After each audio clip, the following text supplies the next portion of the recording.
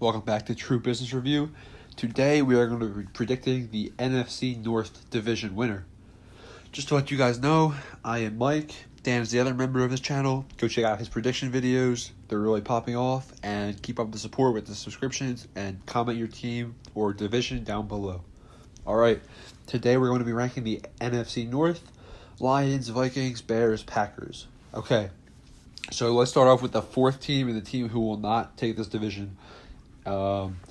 This division is tough, honestly, because there's so many teams that there's so many divisions where like the NFC East, for example, where that the Redskins and the Giants aren't gonna have a chance of winning it. But this division, I feel like any team really could win it. It's just that some teams are more likely to. The NFC North hasn't had a repeat winner since 2004, but the Packers are going to look to end that drought in 2020. The Packers were the last team to capture consecutive division titles, and obviously they won the division title last year, so we'll see.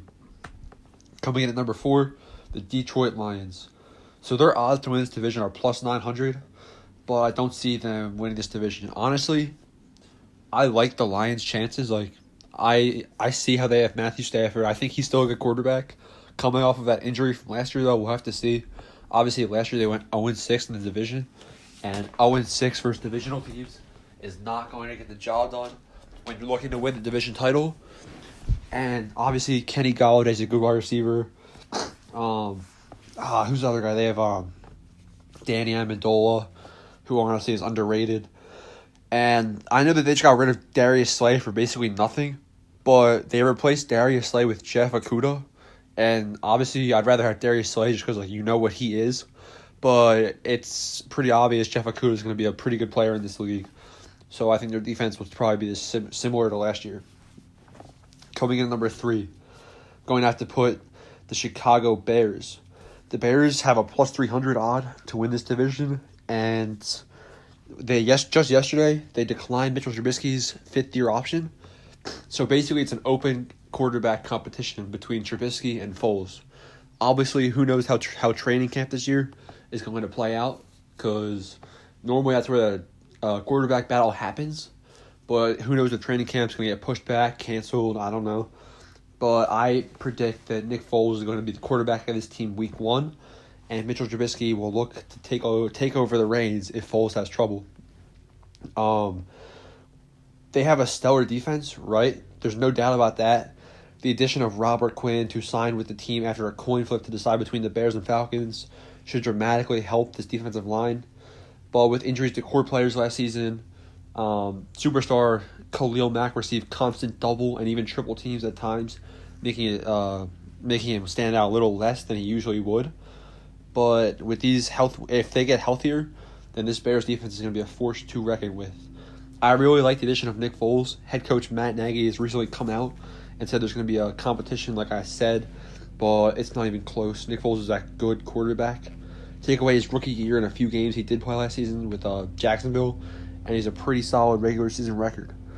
However, I don't see the Bears' offense performing at a rate that's good enough to win this division with two teams that are maybe a little bit better than them.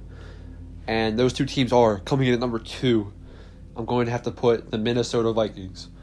So in my opinion, this is like a coin flip.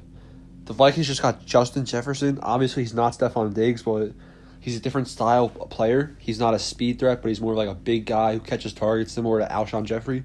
I really like what the Vikings have been doing. They have Dalvin Cook, who had a great year last year. I'm not a big fan of Kirk Cousins, but I do acknowledge that he's good enough to get the job done in Minnesota. And I think Vikings fans are getting accustomed to that too. Obviously, they weren't all too happy about Kirk Cousins at the beginning of the year, but I think that they're going to give him another shot. I do see the Vikings having a good chance to win this division. Just because they're ranked number 2 right here doesn't mean they're not going to have a shot, and I acknowledge that. Xavier Rhodes, obviously they got rid of him, which was a pretty good thing because he was weighing their team down last year. So even though this team is ranked number 2 right here, I could see them easily winning this division, just so you guys know. Coming in at number 1, and technically, so in Vegas, the Vikings odds are plus 150 and the Packers are plus 140. So that's how close of a margin Vegas has it, and that's how close it is in my book too.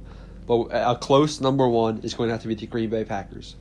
Aaron Rodgers led his team to a 13-3 regular season last year and won the NFC North division by a 3-game margin over the Vikings. Many experts are predicting this team to do the same this year, but I'm not too sure. They did finish out the season by winning 5 games in a row, and they were undefeated against the rest of the division. They only lost to Philly, San Francisco, and the LA Chargers. But, I mean, is Aaron Jones... Aaron Jones started out slow last year, and then he picked things up later in the year to have a really good season. I don't know if he's gonna be the same player he was at the end of the year last year. That's a problem. I also think that